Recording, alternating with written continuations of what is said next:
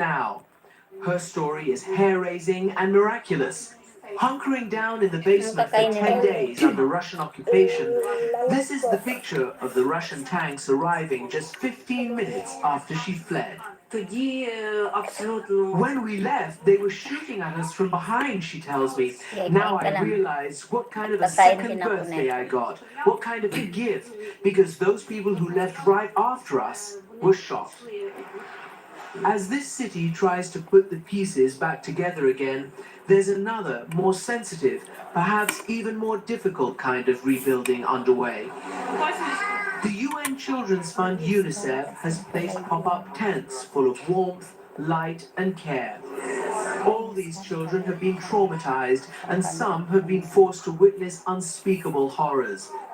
This is Bucha district, after all, ground zero for Russia's war crimes. Eugene Lopatin is the regional manager for this program.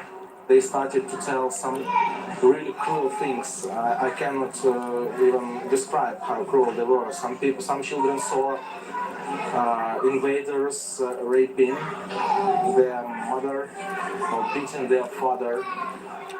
Ksenia volunteers as a psychologist here, seeing parents whose children have had to hide with them in silence or spend long periods with no bathroom breaks. And the body remembers this, and even after reaching safety, the child cannot go to the toilet, she says.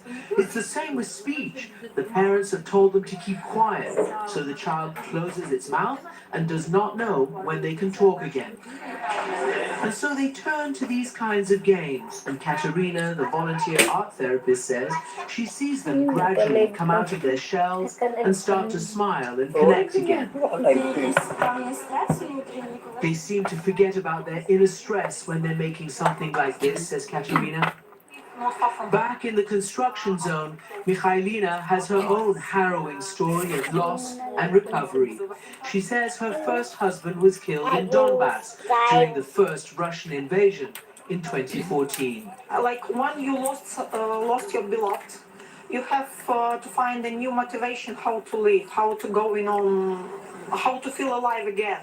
So when I thought what would motivate me to live, I decided that, look, I'd like to have a boy called Flip, as my first husband wanted, and I've met another man and realized that plan, That's fantastic. So the spirit and the will to live is really strong here for their country and for their children's future. Meantime, on the battlefield, Ukrainians say that Russian forces near the key southern city of Kherson are now dug in 3 layers deep against an anticipated Ukrainian counteroffensive. Kherson is the only regional capital that Moscow has managed to capture since its February invasion, and the fate of the city is extremely significant for both sides. It's hard sometimes to get a real sense of the state of play on the ground in this grinding war. So let's get insight from former U.S. Joint Chiefs Chairman, the retired Admiral Mike Mullen, and the former Deputy NATO Commander, General Richard Sheriff. Welcome back to our program, both of you.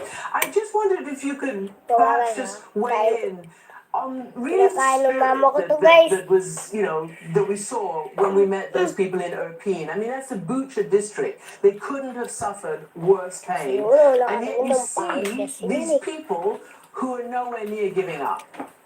Admiral Mullen, what do you think? Well, I agree, Christian. I mean, the piece says an awful lot and is really uplifting in terms of the spirit, the determination, and the resilience. Even as Putin and the Russian military have taken this different tack to try to put them out of power at a really critical time. They seem to be bouncing back from that as they have throughout the war. So I would, I take great hope, or I have great hope for the future with respect to where this eventually goes, because of that incredible resolve, the depth of the people of Ukraine, not just their military, but of the people and the political will that's behind it. And General Sheriff, you know, Panoorin each of kita those dito. civilians Ayan, who oh. I talk to say that their spirit and whatever in the rear, so to speak, is all designed to support the military who's fighting for them in the trenches and in the mud and in the cold right now. What do you think, knowing the European battleground and the battlefield, what do you think this national spirit means on the front lines? Well, ultimately, and firstly, one has to and be just full of respect and admiration for the spirit that your conversations have demonstrated. I mean, this demonstrates the iron will and determination of the Ukrainians to defeat the Russians. And as military history shows again and again, to quote Napoleon, the moral is to the physical as 3 is to 1. The Ukrainians will do